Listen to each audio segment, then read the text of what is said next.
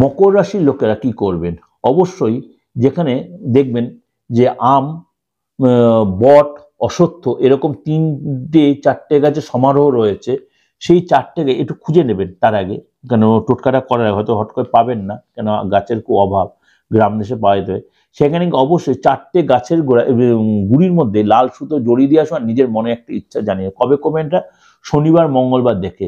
কখন করবেন? পরে সকাল 9টা থেকে 11টার মধ্যে এই উপাচার। আর অবশ্যই প্রত্যেকটা গাছে একটু জল ঢালবে, নিজের মনের ইচ্ছাটা জানিয়ে করে দেখুন।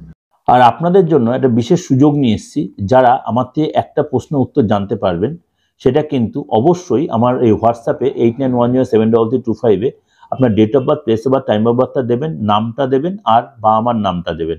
আর যদি সামর্থ্য কুলায়, যার সম্বন্ধে জানেন তার হাতের ছবিটা অবশ্যই দিলে তা আমি একটা প্রশ্ন এই চ্যানেলে বসেই দিয়ে দেবো, অবশ্যই দেবো। আর আপনার ভালোভাবে একটা প্রশ্ন পাঠাবেন, আমি উত্তরটা দিয়ে দেবো।